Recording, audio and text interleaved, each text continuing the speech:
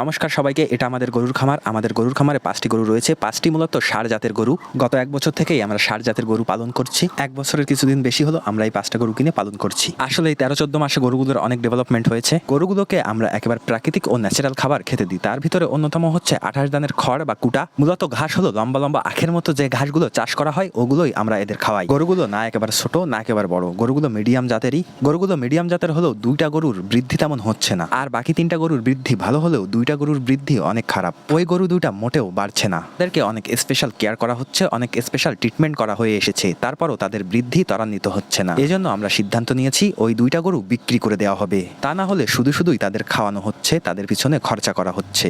সবকিছু দেখে আমরা এটাই বুঝলাম যে ওই 2টা গরুর জাত একদম ভালো হয়নি, এজন্য হয়তোবা তাদের বৃদ্ধি হচ্ছে না। তাই বিক্রি করে দেওয়াই হবে একমাত্র উপায়। এখন গরুগুলো অলরেডি ব্যাপারীদের কাছে বিক্রি করে দেওয়া হয়ে গেছে, তারা আজকেই গরুগুলো নিতে আসবে। গরুগুলো কোরবানি ঈদের সময় বিক্রি করলে আরো কিছু বেশি টাকা পাওয়া যেত। অতদিন ওদের রেখে খাবার খাওয়াতে গেলেও অনেক টাকার দরকার ছিল, তা হিসেব করে দেখা গেলে লসই হতো। যেহেতু গরুগুলোর জাত ভালো না, সো খুব বেশি বৃদ্ধি তারা পাবে না, এজন্য বেচে দেওয়ার সিদ্ধান্তই সব থেকে সময় উপযোগী সিদ্ধান্ত। গরুগুলো আমরা কত টাকায় বিক্রি করলাম সেটা আপনাদের নিশ্চয়ই বলবো ভিডিওর শেষের দিকে। গরুগুলো ব্যাপারী মামারা এখনই নিতে আসবে, এজন্য আমরা তাদের জন্য অপেক্ষা করছিলাম। আমাদের গরুর গোয়ালটা ভরা ছিল, বাট 2টো গরু চলে গেলে অনেকটা ফাঁকা ফাঁকা লাগবে, দেখতে অনেকটা খারাপ লাগবে। বাট দেখতে খারাপ লাগলেও এখন করার কিছু নেই, একটু পরে আমাদের ব্যাপারী মামারা চলে আসবে, আসার মতো হয়ে গেছে।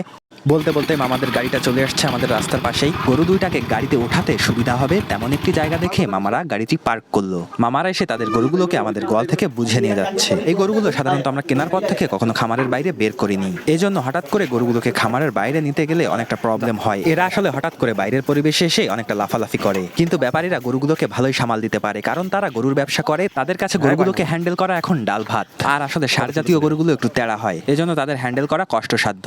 আর যেহেতু এই গরুগুলো সবসময় খামারে বাঁধা থাকতো, এরা কখনো খামারের বাইরে আসতো না, সেহেতু হঠাৎ করে ছাড়া পেয়েছে বলে এদের হ্যান্ডেল করা আরো বেশি কঠিন। আমি এবং আমার বাবা গরুর ব্যাপারীদের গরুটা নিয়ে যেতে যথাসম্ভব সাহায্য করি। আসলে গরুটাকে দেখে বোঝা যাচ্ছে ও কোনোভাবেই আমাদের খামারটা ছেড়ে যেতে চাচ্ছে না। 1 বছরের বেশি সময় ধরে ও এই খামারে রয়েছে, সো এই খামারের প্রতি ওর মায়া জন্মানোটাই স্বাভাবিক। আসলে ওরা সবই বুঝতে পারে, কারণ সকাল থেকে ওই 2টা গরুরই চোখে জল ঝরছে দেখা যাচ্ছিল। ওর দিকে তাকিয়ে দেখলেই বোঝা যাচ্ছে ওর মন কতটা খারাপ। আসলে দিন শেষে ওদের করার কিছুই থাকে না, কারণ ওরা অবলা জন্তু, কিছু বলতে পারে না, কিছু করতে পারে না, নীরবে ওদের সবকিছু সহ্য করতে হয়। সত্যি কথা বলতে এখানে ওদের কথা কি বলবো, এখানে আমারও করার কিছু থাকে না, কারণ সকাল থেকে আমারও খুব মন খারাপ ছিল। সকালে যখন আমি শুনলাম যে ওদের নিয়ে যাবে, তখন থেকে আমার মন প্রচন্ড খারাপ ছিল, কারণ আমার চোখের সামনে 1 বছর ধরে ওরা তিল তিল করে বড় হয়েছে। অনেক সময় ওদেরকে নিজের হাতে খাবার দিয়েছি, স্নান করিয়েছি। বলতে গেলে গত 1 বছর ধরে ওরা আমাদের পরিবারেরই একটা পার্ট ছিল। সো কি আর বলবো, দিন শেষে আমরাও মানুষ, আমাদের হাতে সবসময় সবকিছু থাকে না। দ্বিতীয় গরুটাকে গাড়িতে ওঠাতে যেয়ে অনেক হ্যাসেল পোহাতে হয়েছে। ও একদমই গোয়ালের বাইরে যেতে চাচ্ছিল না। তারপর বাইরে কিছু দূর যেয়ে দড়ি খুলে অন্যদিকে দৌড়ে চলে যাচ্ছিল। অনেক কষ্টে আবার ওকে ধরা হয়েছে। আমি তাড়াহুড়ো করে গরুটাকে ধরতে যাওয়ার জন্য আর ভিডিও করতে পারিনি। গরু 2টাকে গাড়িতে তোলা হয়েছে, ওদের একটু পরেই নিয়ে যাওয়া হবে। ওরা দুজনেই ফ্যাল করে আমার দিকে তাকিয়েছিল।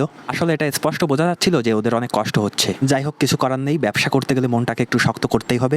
এখনই ওদেরকে পরবর্তী গন্তব্যস্থানে নিয়ে যাওয়া হবে। ব্যাপারী মামা গাড়িটা স্টার্ট করে দিয়েছে। এই গরু 2টো আমরা বিক্রি করেছি 1,50,000 টাকায়। আসলে গরু 2টোর জাত ছোট হওয়ায় আমাদের খুব বেশি লাভ হয়নি, আবার খুব বেশি ক্ষতিও হয়নি। গাড়ি স্টার্ট দেওয়ার পরপরই ওদেরকে আমি বিদায় জানালাম হাত নাড়িয়ে। আসলে অনেক খারাপ লাগছিল, বলে বোঝাতে পারবো না এতদিনের সম্পর্ক ওদের সাথে। ওদের যতদূর দেখা যাচ্ছিল আমি তাকিয়েছিলাম। একটাই কথা বলার, ওদের পরবর্তী গন্তব্য যেন শুভ হয়।